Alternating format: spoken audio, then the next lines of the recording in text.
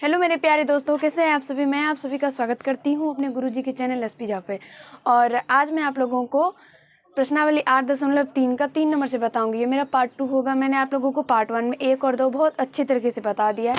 ये मेरा पार्ट 2 होगा जिसमें कि हम लोग 3 नंबर से क्वेश्चन को समझेंगे और आज इस चैप्टर को ख़त्म कर देंगे। तो चलिए आप लोग अपना अपना किताब और कॉपी खोलेंगे और क्वेश्चन लिखेंगे और मैं आप लोगों को अभी क्वेश्चन पढ़ के बताती हूँ।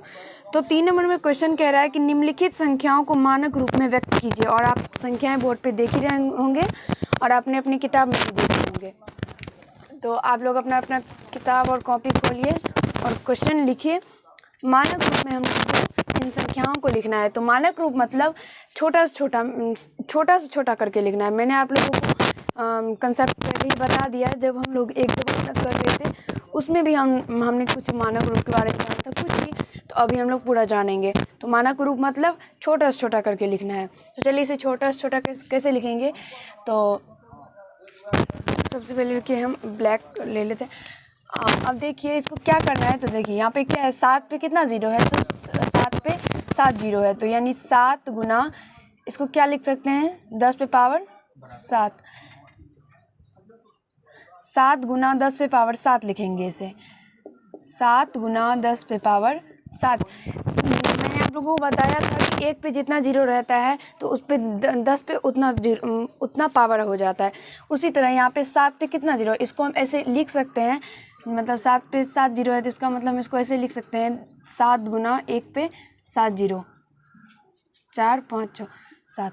इसको हम ऐसे लिख सकते हैं। और इसको इस 1 पे 7 जीरो है यानी 10 पे पावर 7 हम लिख सकते हैं। यानी 7 गुना 10 पे पावर 7, इसको आराम से हम लोग लिख सकते हैं। वही मैंने बस यहाँ पे क्या है आप लोगों को समझना है। अब देखिए दूसरा भी उसी तरह का है। और इसको भी 8 गुना कितना, 8 पे कितना जीरो है, 1 2 3 4 5 6 6 है तो 10 पे पावर 6 हो जाएगा। और बस यही इसका आंसर निकल के आ जाएगा। तीसरा क्वेश्चन है 416 पे कितना जीरो है, 6 है। तो आप लोगों को 416 गुना 10 पे पावर 6 नहीं करना है क्योंकि मानक रूप मतलब छोटा से छोटा। तो 416 जो है उसको भी हम छोटा कर सकते हैं। बस इसको ऐसे लिखना है 4.16। उसके बाद गुना 10 पे पावर कितना देना है, 6 देना है। 6 और अपने मन से हम लोग 2 इधर गए तो इसको भी 2 को ऐसे ही एंड करेंगे। तो अब जब यहाँ पे हम मान लीजिए हम दशमलव देंगे तो यहाँ से जोड़ेंगे 1 2 3 4 5 6 7 8।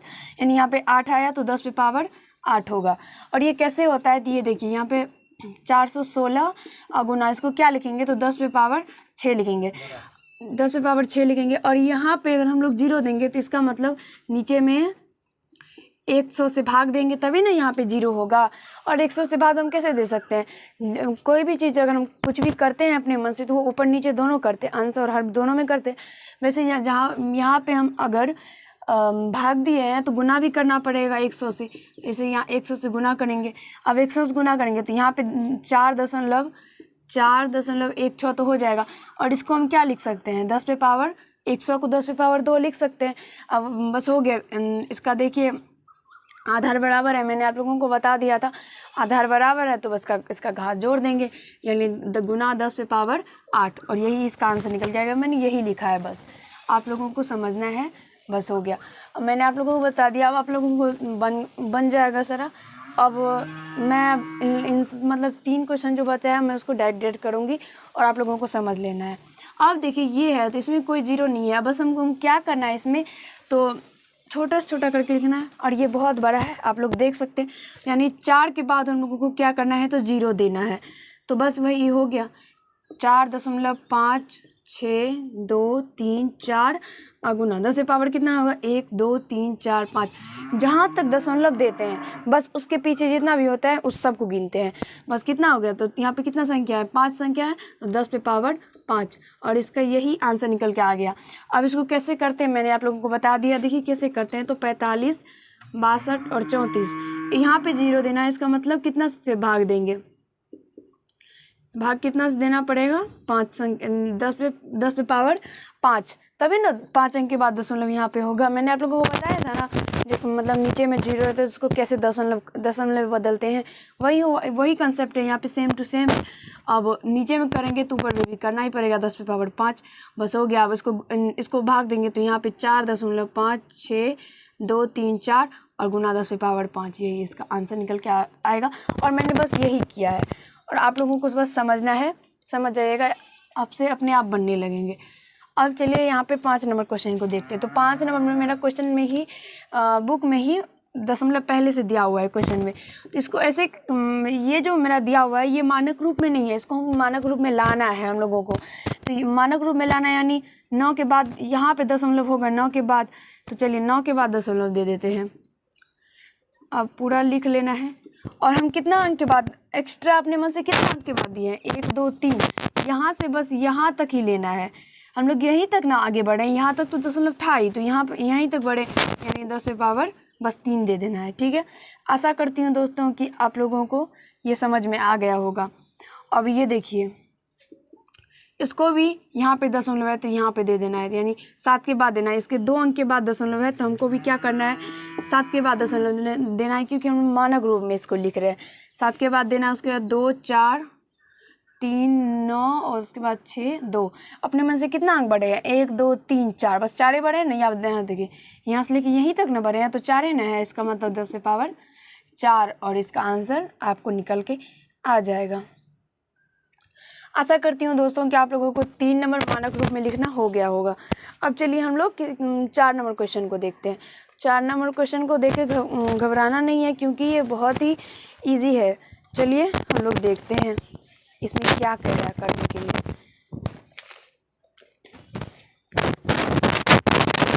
4 नंबर में है, निम्नलिखित कथनों में प्रकट होने वाली संख्याओं को मानक रूप में व्यक्त कीजिए। देखिए कह रहा है कि निम्नलिखित कथनों में प्रकट होने वाली संख्याओं को मानक रूप में लिखिए। आप लोग अपनी अपनी किताब में देखेंगे और बोर्ड पे भी देख रहे होंगे क्वेश्चन। पहला में है पृथ्वी का व्यास, कुछ दिया हुआ है। पृथ्वी का व्यास कितना है, 12.75 उस पर 3 जीरो है, इतना मीटर पृथ्वी का व्यास दिया हुआ है। तो चलिए इसको मानक रूप में हम लोग लिख लेते हैं।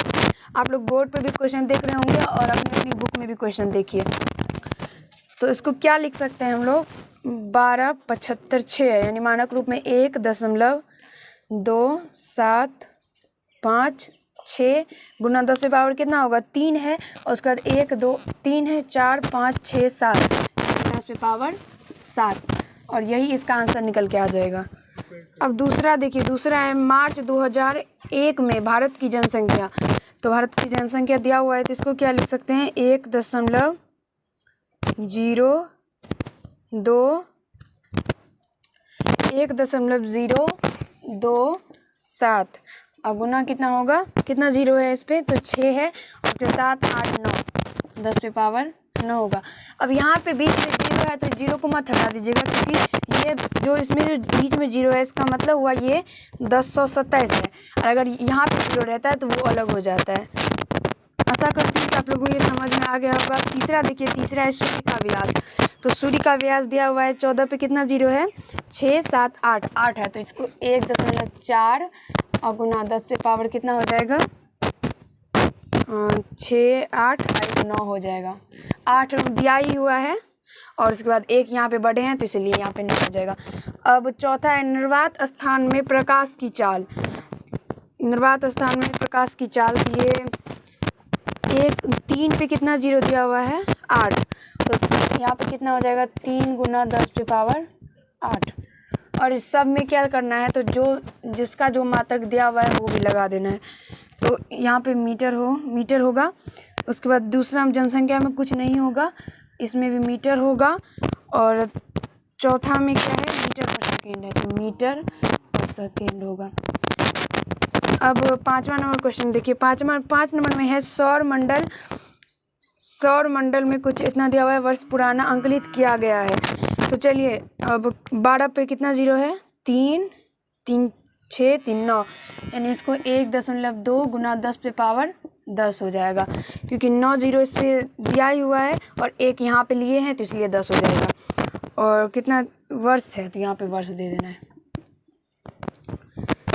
अब है एक आकाश गंगा में औसतन इतना तारे हैं, तो कितना है, एक पे कितना जीरो है, 3 6 9 11 है, तो 1 गुना 10⁻11 तारे हो जाएगा। अब देखिए 7 नंबर में है आकाश गंगा के मध्य से सूर्य की दूरी दिया हुआ है, कितना है, चलिए इसको ध्यान से गिनिए, 3 6 9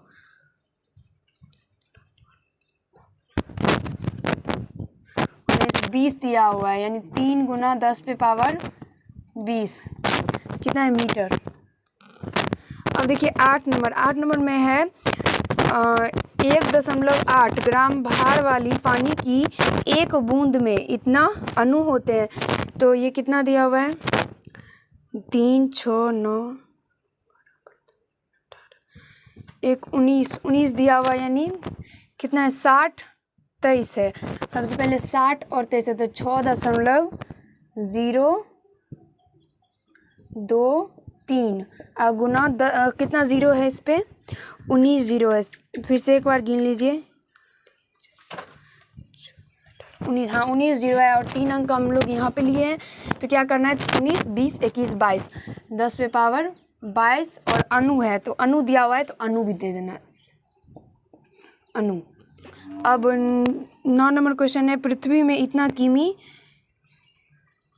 किलोमीटर क्यूब समुद्र जल है, तो कितना है, 1353 है, यानी 1.353 गुना कितना जीरो दिया हुआ है, 3 3 6 7 8 9, 3 लोग हम लोग यहाँ लिए हैं, तो 10⁻9 कितना है, किलोमीटर पावर 3 है, यहाँ पे 9 है।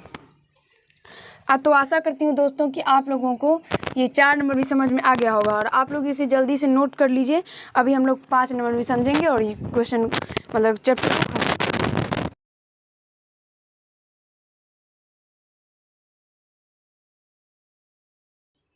चलिए दोस्तों, अब हम लोग 5 नंबर क्वेश्चन को समझते हैं। तो 5 नंबर क्वेश्चन में है निम्नलिखित कथनों में प्रकट होने वाली दूरियों को मानक रूप में व्यक्त करके घटते क्रम में सजाइए। इसको कह रहा है कि मानक रूप में व्यक्त करके घटते क्रम में सजाने के लिए सबसे पहले मानक रूप में व्यक्त कर रहे हैं। तो आप लोग बोर्ड पे क्वेश्चन देखिए और अपने अपनी किताब में भी क्वेश्चन देख ही रहे होंगे। तो पहला क्वेश्चन है सूर्य और शनि ग्रह के बीच की दूरी कितना दिया हुआ है, 14 33 5 और उस पर जीरो कितना है, 6 8। तो देखिए यहाँ पे कितना होगा, 1.433 गुना 10 पे पावर कितना जीरो है, 8, और कितना इधर आया, 8 9 10 11 12 10 पे पावर 12 मीटर।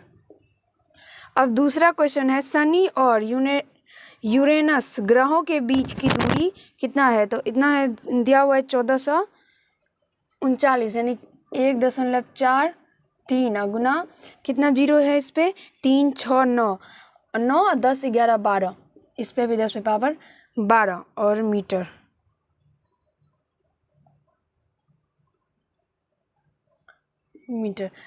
अब तीसरा में है सूर्य और पृथ्वी के बीच की दूरी कितना है, 1496, 1.496 गुना 10 पे पावर कितना होगा, 3 6 7 8 9 10 11 10 पे पावर 11 मीटर। अब चौथा में है पृथ्वी और चंद्रमा के बीच की दूरी, तो 384 है, तो 3.84 गुना 10 पे पावर कितना होगा, 3 3 6 7 8 10 पे पावर 8 मीटर। और इसमें अब क्या कहा गया है कि घटते क्रम में सजाने के लिए, तो घटते क्रम में आप लोगों को पता होगा घटते क्रम कैसे होता है। तो घटते क्रम में क्या होता है, तो सब बढ़ते क्रम में मैंने आप लोगों को बताया और घटते क्रम बताया। तो बढ़ते क्रम में क्या होता है, सबसे छोटे से हम लोग लिखते हैं, सबसे छोटा उससे बड़ा उससे बड़ा उससे बड़ा, ये होता है बढ़ते क्रम में। घटते क्रम में क्या होता है, सबसे बड़ा सबसे पहले लिखते हैं, उसके बाद उससे छोटा उससे छोटा उससे छोटा सबसे छोटा, ऐसे लिखते हैं। तो इसमें सबसे बड़ा कौन सा है, सबसे पहले यहाँ पे आप लोगों को घटते क्रम दे देना है। घटते क्रम, और इसमें सबसे बड़ा कौन सा है वो देखना है। देखिए तो ये इसमें 10 पे पावर 11 है और इसमें 10 पे पावर 8 है। वैसे मैंने आप लोगों को पीछे भी बता दिया है घटते क्रम और बढ़ते क्रम के बारे में। तो यहाँ पे 11 और यहाँ पे 8 है, तो ये दोनों नहीं होगा। यहाँ पे 12, यहाँ पे 12 है, इन दोनों से बात करते हैं। या तो यहाँ पे क्या होगा, यहाँ से हम लोग जांच करेंगे, यहाँ पे 1 और यहाँ पे भी 1, यहाँ पे 4, यहाँ पे भी 4, यहाँ पे 3, यहाँ पे भी 3, यहाँ पे 3 और यहाँ पे 9 है। इसका मतलब ये सबसे बड़ा है। इसका मतलब क्या देना है आप लोगों को, 2। सबसे पहले 2 देना, उसके बाद कोमा करके यही होगा 12 वाला जो है तो 1, उसके बाद कोमा करके 11 वाला जो होगा वही होगा यानी 3, और उसके बाद लास्ट में 4, और यही आपका घटते क्रम निकल के आ गया। आशा करती हूँ दोस्तों कि आप लोगों को प्रश्नावली 8.3 बहुत ही अच्छे तरीके से समझ में आ गया होगा।